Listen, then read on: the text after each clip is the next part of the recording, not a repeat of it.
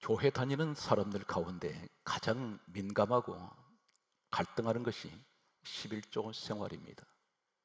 흔히들 이렇게 말합니다. 먹고 살기도 힘드는데 무슨 11조를 드리냐고 하느냐, 이렇게 말합니다. 11조는 똑같은 헌금이 아니냐, 이렇게 말씀하는 분이 있습니다.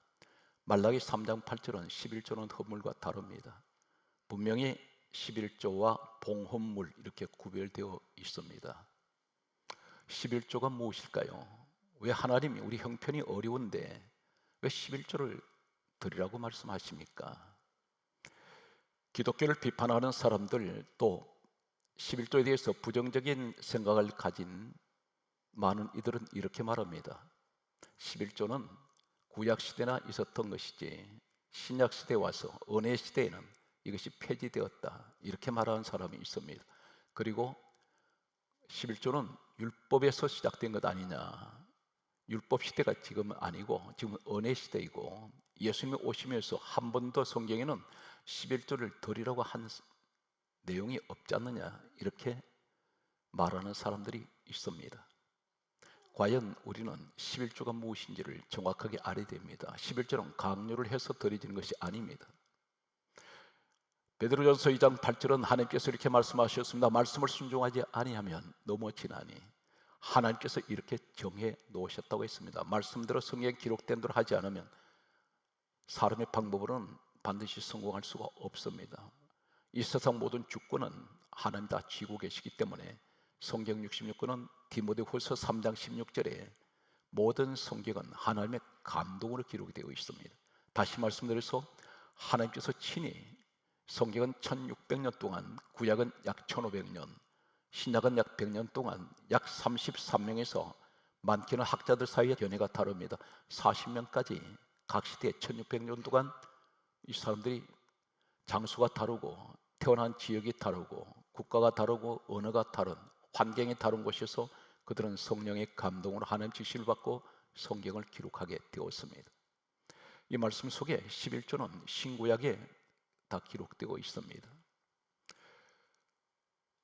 요한복음 1장 17절에 율법의 시작은 이렇게 강조합니다. 율법은 모세로 말미암아 주어진 것이요, 모세 시대 때부터 율법은 시작됩니다. 그런데 11조가 율법에서 시작되었다고 하는 말은 잘못되었습니다. 왜 그러냐면 율법이 있기 전에 이미 11조를 더해줬습니다. 율법하고는 상관이 없습니다. 율법은 모세를 통해서 율법이라고 말합니다. 그런데 율법은 모세로부터 주어졌지만 믿음은 아브라함부터 주어지게 됩니다. 그래서 아브라함은 우리 믿음의 조상이라고 이렇게 부릅니다. 성경 말씀을 오늘 소개하면서 율법의 시대, 모세로부터 시작된 율법은, 모세는 역사 연대를 보게 되면 참고로 말씀드립니다. BC 1527년에 모세가 태어났던 것으로 역사는 그렇게 전해지고 있습니다. 아브라함은 창세기 사람입니다. 모세는 출애굽기 시대 사람입니다. 이때 태어났었고 이때 율법이 주어졌는데, 창세기에 태어난 아브라함을 가리켜서 아브라함은 BC 2166년에 태어났던 것으로 기록됩니다. 모세는 1527년, 아브라함은 2166년, 역사의 거리는 639년이란 기나긴 거리가 있습니다. 다시 말씀드려서 태어난 연대를 보게 되면 모세가 태어났던 이전에 639년 전에 태어난 아브라함부터 11조는 시작되고 있습니다. 성경에서 최초의 11조를 드린 사람은 아브라함입니다. 이 사람은 믿음의 조상이고 믿음의 롤 모델로 되어 있습니다. 마태복음 1장 1절을 보게 되면 신약 성경 시작은 아브라함과 다윗의 자손 예수부터 시작해라.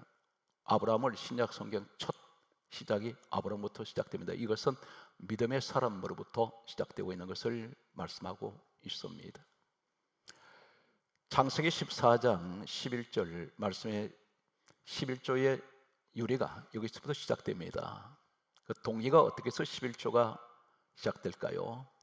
창세기 14장 11절을 보게 되면 아브라함의 조카 롯이 소돔 고모라에 살고 있었는데 4명의 왕들이 연합을 해서 소돔 고모라를 공격해 들어왔습니다. 그리고 재물을 빼앗아 갔습니다.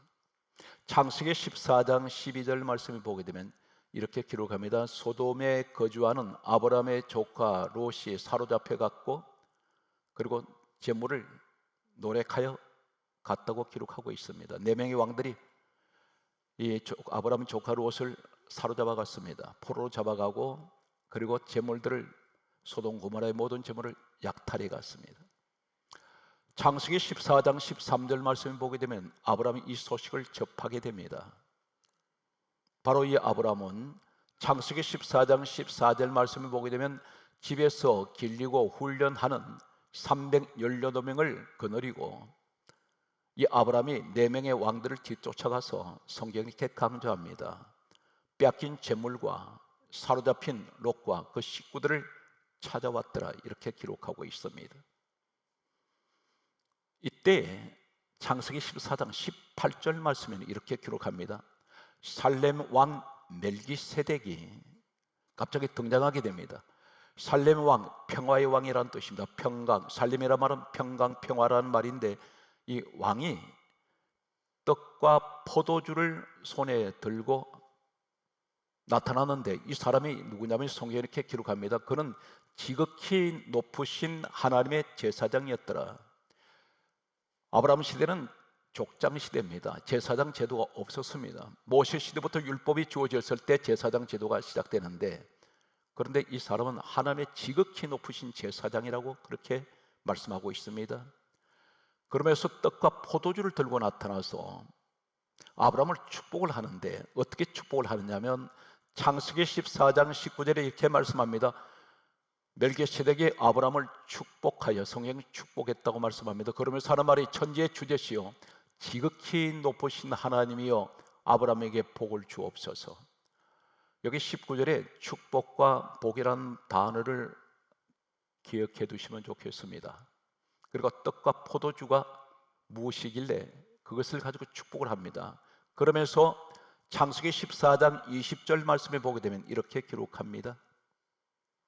너희 대적을 너희 손에 붙이신 지극히 높으신 하나님을 찬송할지로다 하며 이 말 떨어지자마자 아브라함이 누가 시키지도 않았는데 얻은 것에서 10분의 1을 멜기세덱에게 주었더라 이렇게 기록. 이것이 11조 시작입니다.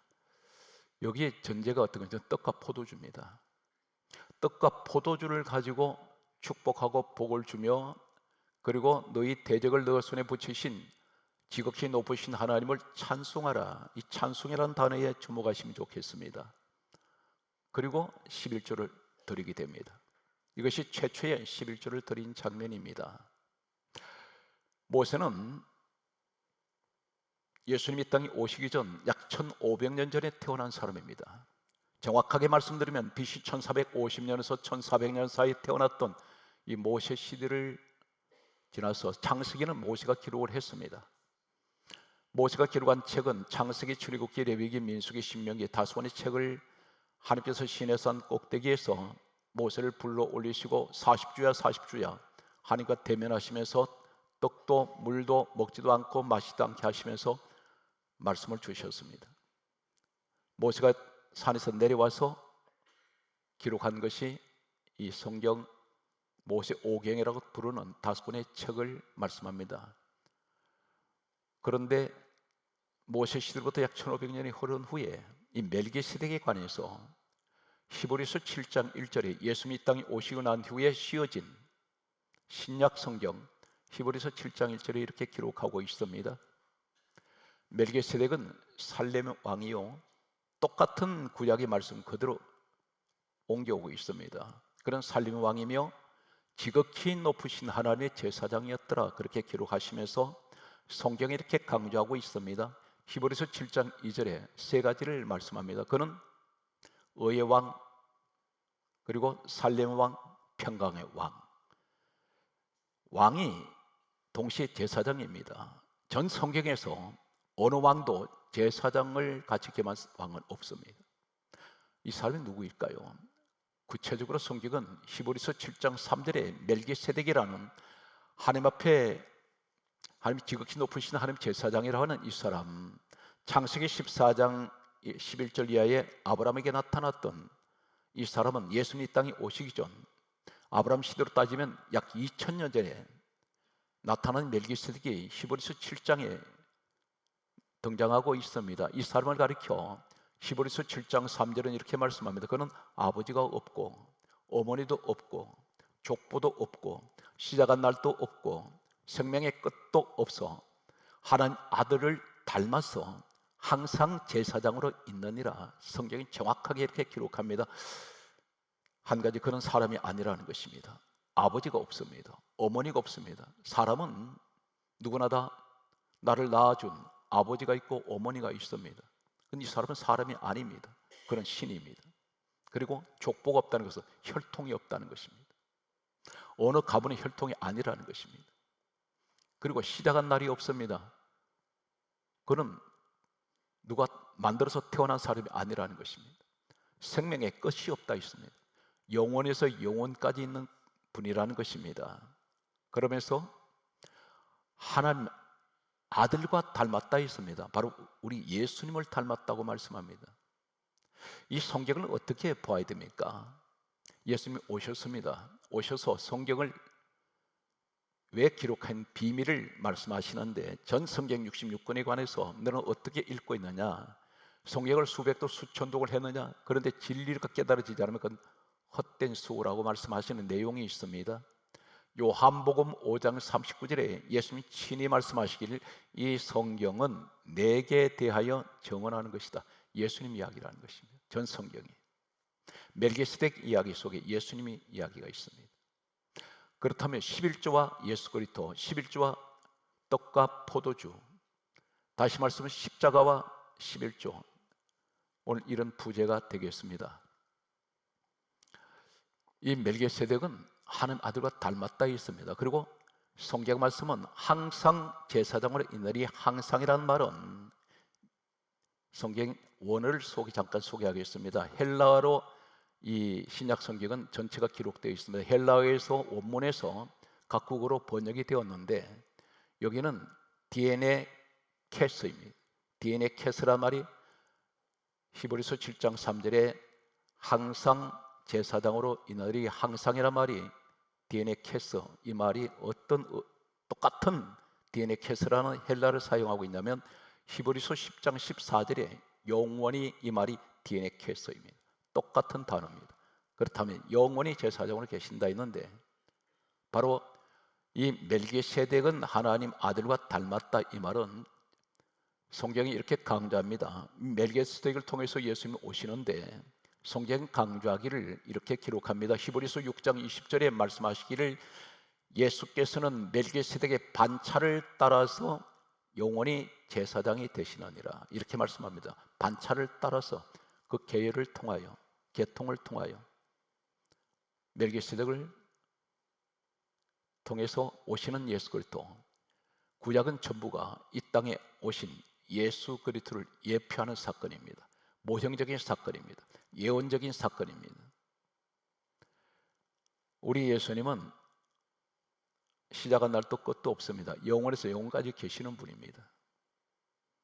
이 땅에 오셨을 때 그분이 누구십니까? 바로 빌립보서 2장 6절에 근본 하나님 본체라고 하시는 분이 예수 그리스도로 말씀합니다.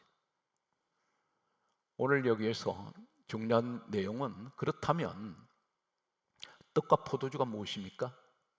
가장 중요한 핵심이 떡과 포도주의 축복을 받고 복을 받고, 그리고 너희 대적을 너희 손에 붙이신 지극히 높으신 하나님을 찬송하라 할 때 11조를 내놓은 이 사건은 바로 떡과 포도주의 비밀입니다.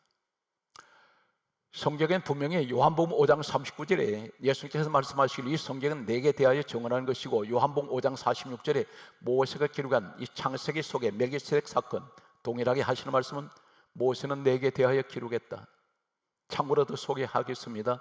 누가복음 24장 27절에 말씀하시기를 모세와 모든 선지자의 글로 시작하여 모든 성경에 쓴 바 자기에 관한 것을 자세히 설명하시고, 모든 성경에 쓴 것은 예수님에 관한 것이라는 것입니다. 그러면 여기에 떡과 포도주가 복음적으로 뭘 말씀합니까? 장차 이 땅에 오셔서 십자가에 죽으실 예수 그리스도의 모습을 이미 예언하고 계시는 이 사건은, 떡은 성경이 이렇게 강조합니다. 마태복음 26장 26절에 성만찬 때 예수님께서 떡을 주시면서 하신 말씀이 받아 먹으라, 이것은 내 몸이니라. 떡은 예수님 몸을 의미합니다. 그런데 구체적으로 그 몸은 어떤 것을 의미합니까? 요한복음 6장 51절에 이 떡을, 내가 주는 떡을 먹는 자는 영생하리라. 우리가 성찬할 때 떡을 먹는 의미는 예수 그리스도의 몸된 것을 의미하고, 그 떡을 먹는 것은 나는 영생의 복을 받았다는 것을 기념하는 것입니다. 원래는 성찬은 떡을 이렇게 잘라서 우린 간편하게 집어 먹습니다. 그런데 본래는 초대교회 때는 떡덩어리를 가지고 사람이 서 있으면 와서 떴습니다. 어떤 의미냐면 예수님 살이 찢겨지신 것을, 그것을 상징적으로 나타내는 것입니다.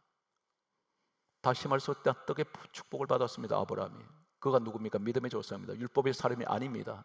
그런데 이 말씀은 어떤 것입니까? 나는 하나님 떡의 복을 받았습니다. 예수 그리스도를 말미암아 복음적으로 말씀드리면 나는 영생의 복을 받았습니다. 이 축복을 하시는 것을 예표하고 있고 예언하는 사건입니다. 포도주는 무엇을 의미합니까?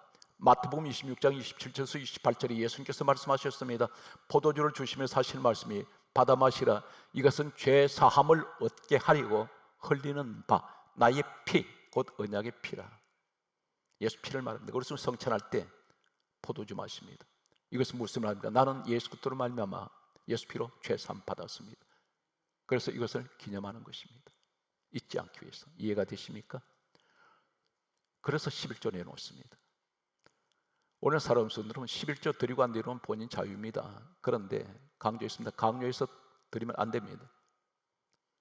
성경 말씀은 떡과 포도주의 축복을, 오늘 예수 그리스도의 십자가 사건 속에서 예수님 몸을 의미하고 영생을 의미하고, 포도주는 예수 제 사함을 우리에게 주신 예수 피를 의미한다면, 나는 하나님 예수님께서 내게 주시는 영생의 복을 받았습니다. 그러므로 나는 11조를 드립니다. 나는 예수 피로 말미암아 난 죄 사함을 받았습니다. 그러므로 11조를 드립니다. 또 하나는 창세기 14장 19절에 계속 강조합니다. 18절, 19절, 20절에 축복하고 복을 주어 그리고 찬송, 이 세 가지 단어는 히브리어 원문은 구약어로 되어 있습니다. 바라크입니다. 이 바라크라는 원문은 똑같은 축복, 복, 찬송은 히브리 원문은 바라크인데, 이 바라크라는 구약 성경의 복이라는 히브리 원문은 7가지가 다릅니다. 구약에 번역된 복을 아무거나 갖다 대면 전혀 원문이 다른 의미를 해석할 수가 있는 그런 엉뚱한 이야기를 할 수가 있습니다. 그런데 오늘 아브라함에게 나타난 멜기세덱에게 축복하고 복을 주고 찬송할지어다 한 이 세 가지 단어 속에는 바라크인데, 바라크의 축복이 어디냐면 바로 하나님께서 최초로 이 땅에 사람을 지으시고 6일째 날, 천지 창조 6일째 날 사람을 지으시고 첫 주신 첫 마디가 창세기 1장 28절에 복을 주시며 생육하고 번성하고 충만하고 정복하고 다스리라. 이것은 인간이 누리는 복이 다 들어있습니다. 그런데 이 복이 바라크입니다. 무엇을 말합니까? 멜기세덱을 통해서 축복하였습니다. 복을 주옵소서, 바락하여 주옵소서, 찬송할지어다, 바락할지어다. 이 말씀은 하나님, 내가 11조를 드린 것은 나는 바라크의 복을 받았습니다. 생육의 건강의 축복을 받았습니다. 번성합니다. 그리고 충만합니다. 정복합니다. 다스립니다. 나는 환경에서 주신 5가지 복을 받았으므로 내가 11조를 드린다는 것입니다. 이 고백이 있습니다. 하나님은 물질에 연연한 분이 아닙니다. 그분은 요한복음 4장 23절에 영이십니다. 영이신 하나는 이 세상 물질이 아무런 의미가 없습니다. 그런데 왜 그것을 말씀할까요? 물질이 있는 것에 너 마음이 있기 때문에 그것을 통해서 우리의 믿음을 아시고자 합니다. 또 한 가지는 대단히 중요한 내용은 바라크라는 이 말이 또 어떤 네 번째, 이 떡과 포도주 축복 속에 바라크가 또 어떤 의미가 있냐면 시편 95편 6절 말씀에 이렇게 말씀합니다. 오라 우리가 굽혀 경배하며 우리를 지으신 여호와께 무릎을 꿇자. 무릎 꿇다 이 말이 바라크입니다. 어떻게 무릎 꿇습니까? 찬송할지어다. 이 찬송은 하나님 영광을 받으시옵소서. 내가 하나님 예배하는 자입니다. 나는 예배자입니다. 나는 하나님께 무릎 꿇는 자입니다. 이 고백이 11조를 드린다는 것입니다. 더 중요한 다섯 번째 한 가지는 떡과 포도의 축복 속에 창세기 14장 20절에 멜기세덱이 이렇게 말합니다. 너의 대적을 너 손에 붙이신 지극히 높으신 하나님을 찬송할지로다 하매 그 얻은 것의 10분의 1을 바로 드립니다. 이것이 바로 어떤 것이냐면 지금 아브라함이 318명을 거느리고 적진에 뛰어들어가서 아브라함 능력으로 이긴 것이 아니라는 것입니다. 하나님께서 그 대적을 이기게 하셨다는 것입니다. 너희 대적을 너 손에 붙이신 지극히 높으신 하나님을 찬송할지로다. 이 말씀은 너가 이기도록 하나님께서 그렇게 하셨고, 너 잃어버렸던 재물 도로 찾게 하셨고, 잃어버린 생명 도로 찾아오게 하시는 것은 너 하나님이 하셨다는 것입니다. 이 말씀 무슨 말입니까? 모든 것은 하나님이 다 주셨다는 것입니다. 다 하나님께서 왔다는 것입니다. 그래서 내가 11조 드린다는 것입니다. 11조를 드리고 안 되고는 자유입니다만은 여기는 대단히 심각합니다. 이건 하나의 헌금의 문제가 아니라 내가 예수 그리스도 믿고 나는 죄사함 받고 영생의 복을 받았고 나는 이 땅에서 5가지 생육하고 번성하고 충만하고 정복하고 다스리는 복을 받았으며 나는 하나님의 예배하는 자요, 나는 무릎 꿇는 자요, 이 고백을 할 수 있다면 11조를 당연히 드려야 된다는 것입니다. 그런데 여기서 대단히 놀라운 원어 속에 감춰진 진리를 소개합니다. 성경 말씀은 창세기 14장 20절에 하나님 앞에 이 사람이 찬송할지어다 할 때 그 얻은 것을 10분의 1을 멜기세덱에게 주었더라. 이 말씀이 어떤 말씀이에요? 나탄입니다. 히브리 원문은 나탄. 이 나탄이라는 말이 놀랍게도 아브라함은 믿음의 사람 뽑힌 사람입니다. 그런데 레위기 16장 8절에 제비 뽑다. 이 뽑다가 나탄입니다. 무슨 말입니까? 오늘날 11조는 아무나 드린 것이 아니라 제비 뽑힌 사람이 드린다는 것입니다. 뽑다. 이 말이 나탄입니다. 똑같은 주었더라 나탄과 제비 뽑다, 레위기 16장 8절에 제비 뽑다, 이 뽑다하고 똑같은 원문입니다.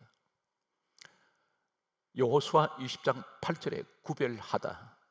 11조는 오늘날 구별된 사람이 드린다는 것입니다. 성경 말씀은 이렇게 기록합니다. 또 한 가지는 역대하 12장 7절에 구원하여, 이 하여가 나탄입니다. 이 말은 너는 구원 받았다. 그러므로 11조를 드린다는 것입니다. 이제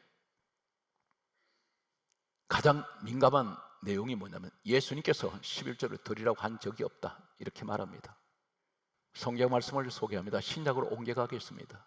신약 성경에 보게 되면 마태복음 23장 23절에 예수님이 이렇게 말씀합니다. 정확하게 한글에 번역된 것은 먼저 소개합니다. 너희가 박하와 회양과 근처의 11조는 드리되 율법에 더 중한 바 정의와 긍휼과 믿음은 버렸도다. 그러나 이것도 행하고 저것도 버리지 말아야 할지니라. 이 할지니라 이 말이 데이, 헬라어에는 데이라는 이 단어를 씁니다. 이 데이라는 똑같은 할지니라 이 말은 해야 한다는 말씀인데 정확하게 네 군데만 똑같은 데이라는 언어를 찾아서 소개합니다. 마태복음 18장 33절에 마태복음 23장 23절에 할지니라 이 말씀하신 이 할지니라 데이가 마태복음 18장 33절에 마땅하다. 11조 드린 것이 마땅하다는 것입니다. 이것이 원어입니다. 누가복음 13장 16절에는 할지니라 이 데이가 합당하다 이 말씀입니다. 이것이 같은 데이입니다. 아무도 부정하지 못합니다. 11조 드리는 것이 마땅하고 11조 드리는 것이 합당하다. 에베소서 6장 20절에 이렇게 기록하고 있습니다. 할지니라 데이, 이 말이 당연하다, 이 말씀이 데이입니다. 계시록 22장 6절에 반드시라는 말씀이 데이입니다. 이 말씀을 정리하면 이것도 행하고 저것도 버리지 말아야 할지니라 데이, 이 말은 그 11조 하는 것이 마땅하고 합당하고 당연하다, 반드시 해야 한다, 그 말씀입니다. 말씀을 이제 정리하겠습니다. 전 세계에 11조 민족이 있습니다. 이 11조 민족이 바로 유대인입니다. 유대인들은 전 세계의 경제권을 다 가지고 있습니다. 세계 최대의 재벌들이 유대인들입니다. 몇 사람을 소개합니다. 이 사람들은 철저한 11조 집안들입니다.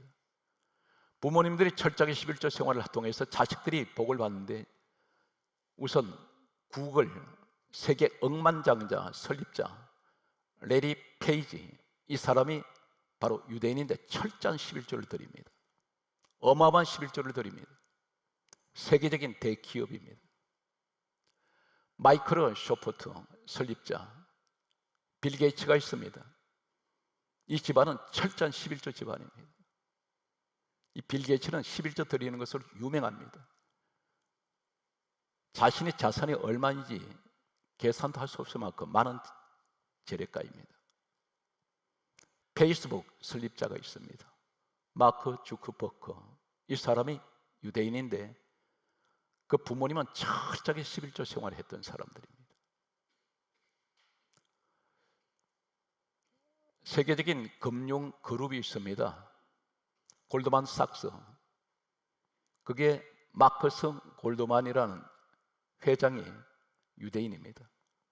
엄청난 재력가입니다. 세계 최고의 재벌 금융 그룹입니다. 이 사람이 11조를 철저하게 드리는 집안으로 유명합니다. 11조 때문에 갈등하는 분들이 계실 것입니다. 자유하시기 바랍니다. 여러분 범사의 가정에 이 땅의 영육간에 가장 축복받는 우리 화강의 성도들이 되시기를 주의 이름으로 축복합니다.